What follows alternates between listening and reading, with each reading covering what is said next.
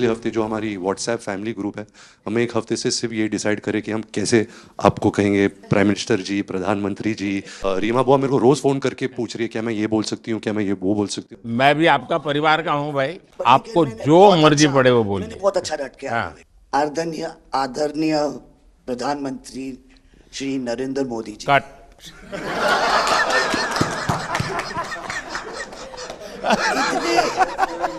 इतने कीमती वक्त में आपने सबको आज यहाँ निमंत्रित किया राज कपूर के बर्थडे 100वीं बर्थडे पे अवसर पे। हम आपका शुक्रिया अदा करते हैं। और पापा की पिक्चर के गाने की एक दो लाइन याद आ गई। मैं ना रहूंगी, तुम ना रहोगे, लेकिन रहेंगी निशानियां। वाह। आपने इतना सम्मान प्यार दिया है, आज के दिन को सारी इंडिया देखेगी कि नरेंद्र मोदी जी प्राइम मिनिस्टर हमारे ने कितना सम्मान कपूर परिवार को दिया है। राज कपूर कपूर साहब ऊपर का से बहुत बड़ा योगदान है जी। आपका स्वागत करने का अवसर मिला और राज साहब का 100वां जन्मदिन यानी हिंदुस्तान की फिल्म इंडस्ट्री की स्वर्णिम यात्रा का वो कालखंड है जी। अब 1947 नीलकमल, अब 2047 को हम जा रहे हैं। 100 साल की एक प्रकार से जब यात्रा बनेगी तो ये कितना बड़ा देश को कंट्रीब्यूशन है। आजकल हमारे यहाँ डिप्लोमेटिक वर्ल्ड में सॉफ्ट पावर इसकी बहुत चर्चा होती है कि भाई जिस जमाने में सॉफ्ट पावर शब्द का जन्म नहीं हुआ होगा, शायद राज कपूर साहब ने दुनिया में भारत के सॉफ्ट पावर की ताकत को एस्टैब्लिश कर दिया था। यानी एक बहुत बड़ी भारत को उनकी सेवा थी। रणबीर के साथ हुआ है, वो गाड़ी में बैठा था और एक रशियन टैक्सी ड्राइवर था और उसने बोला कि are you from India? Oh, and he was singing a song, I am Raj Kapoor's grandson. से बेटा मैंने कहा था कि मैं उनका पोता हूं तो हमेशा मुझे फ्री टैक्सी रखनी चाहिए।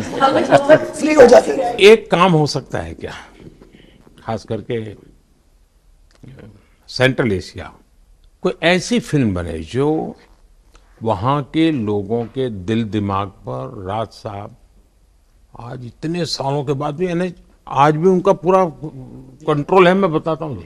आज छोटे बच्चों को भी सिखाते गाने। हाँ, यानी उनके जीवन में प्रभाव है। मुझे लगता है कि सेंट्रल एशिया में बहुत बड़ी ताकत है जी।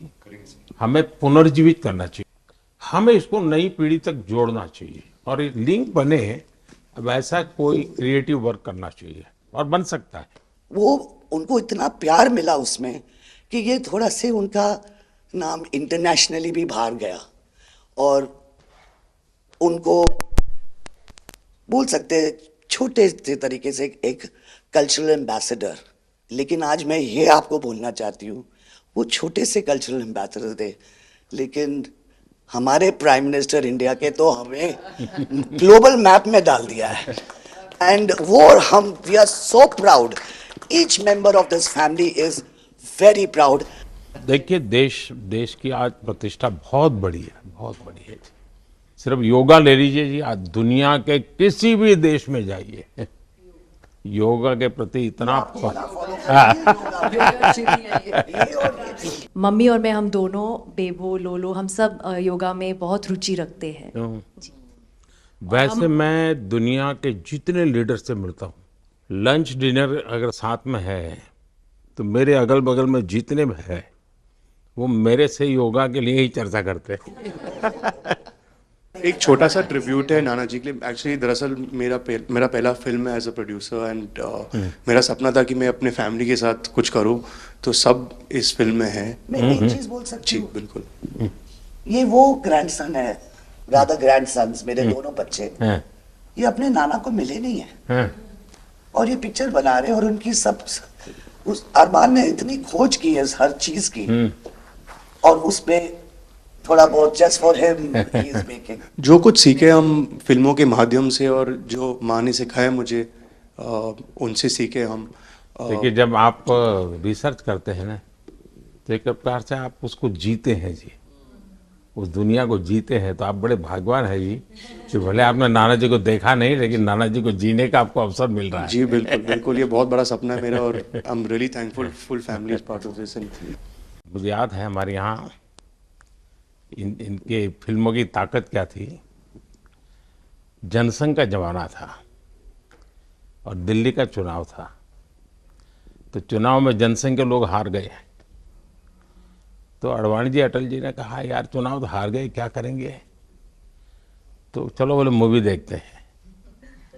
तो वो मूवी देखने गए, राज कपूर साहब की मूवी फिर सुबह होगी।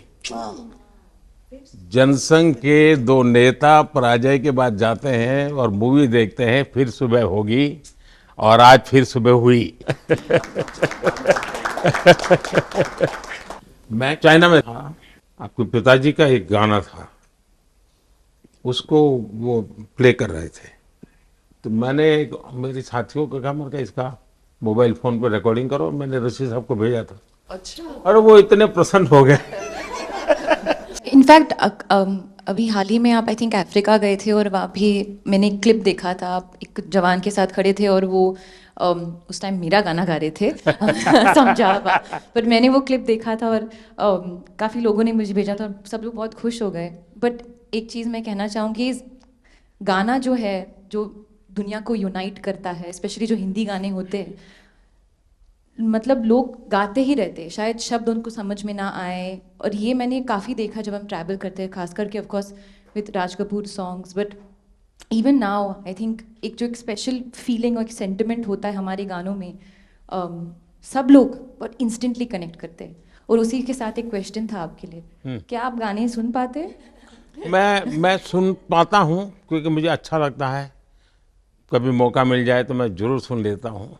आप पहले प्रधानमंत्री हैं जिससे मैं मिला हूँ, और आपने आंखों में आंख लगा के इतने मतलब पर्सनली हमसे मिले हैं, और 2 बार मिले हैं। आप में इतनी अच्छी एनर्जी है और आप इतनी मेहनत करते हैं, और आप जो करते हैं मैं आपको कंग्रेचुलेट करना चाहूँगा। और thank you for opening your doors, और हम सबसे मिलने के लिए और इतने एक्सेसिबल होने के लिए, तो बहुत बहुत शुक्रिया। मैं आपके पिताजी को मिला हूँ और मैं सोच रहा था कि आज मुझे 3 पीढ़ी को मिलने का मौका मिलेगा, लेकिन आप लाए नहीं तीसरी पीढ़ी को।